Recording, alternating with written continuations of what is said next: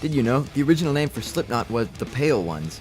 The group was renamed after their song called Slipknot at the suggestion of drummer Joey Jordison. In the time between the group's inception in 1995 and their major label debut in 1999, the song was given a massive overhaul and renamed Sick.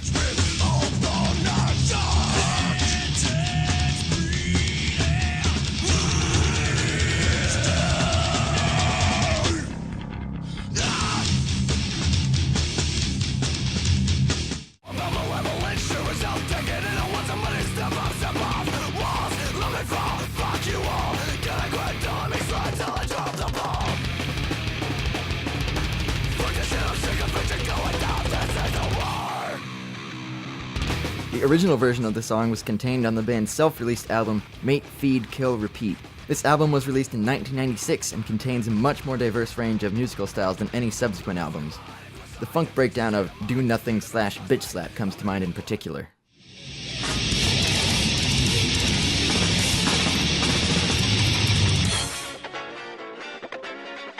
Come on, y'all.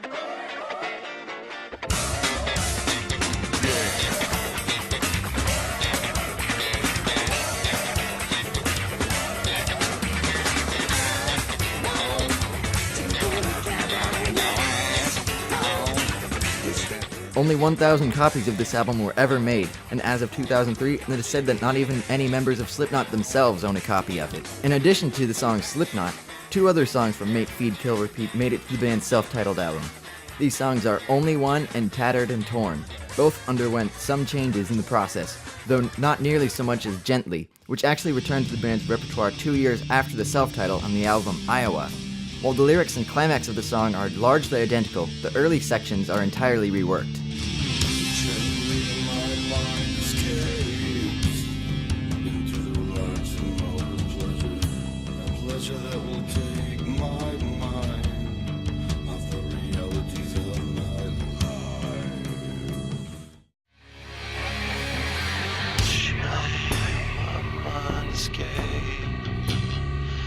To the relaxing world of pleasure, a pleasure that'll take my mind of the reality of my life. Slipknot have been no strangers to controversy over the years, but one of the few issues to gain legal ground was over the lyrics to the song Purity and its intro track Frail Limb Nursery, which appeared on the self-titled album. The song was at least partially inspired by a story that Slipknot singer and lyricist Corey Taylor read online, where a child named Adrian Purity Knight was locked in a box and then buried alive. Corey Taylor believed the story to be true, but the author claimed it was fictional and objected to the song's use by the band. Until the case was settled, the band decided to replace both tracks with the song Me Inside on subsequent copies of the album to prevent the album being pulled from shelves entirely. The band later won the case and the tracks were reinstated. While legal actions are real exciting, I'm sure the question in all your minds is, what's up with all those masks? Why are they so scary? Well, the story goes like this. One day early in the band's life, percussionist Sean Cran wore a clown mask to a practice session, which made said practice session rather difficult since no one could see his face or tell what he was thinking. Despite this, the rest of the band liked the idea, as it allowed them to become, quote, more intimate with the music, which also extends to the audience. The concept continued to grow, and the band all decided they would wear matching jumpsuits and adopt numbers to replace their names.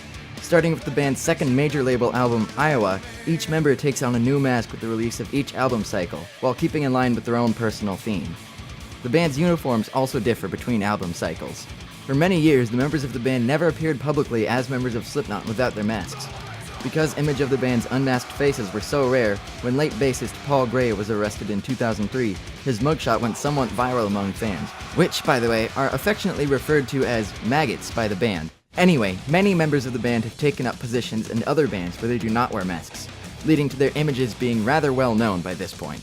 Those other bands include To My Surprise and Dirty Little Rabbits, both of which feature Slipknot percussionist Sean Clown Cran on drums, DJ Starscream, a solo project for Slipknot DJ Sid Wilson, Murder Dolls and Scar the Martyr, which feature Slipknot drummer Joey Jordison on guitar and drums, respectively, and Stone Sour, with Slipknot vocalist Corey Taylor and guitarist Jim Root, who left the group earlier this year for unknown reasons.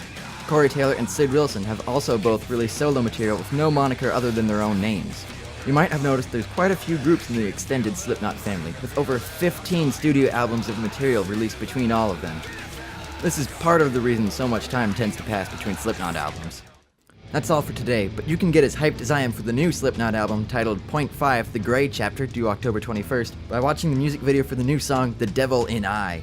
It's got tons of blood and death and stuff, it's great. If you liked this video, which is inspired by Did You Know Gaming, then maybe I'll do another one for the Beatles, or Linkin Park, or Eminem, or Tool, or Metallica, or Stone Sour, or maybe a second Slipknot one. Bye-bye. This is the end screen. Share with your friends, please. Like and subscribe for more.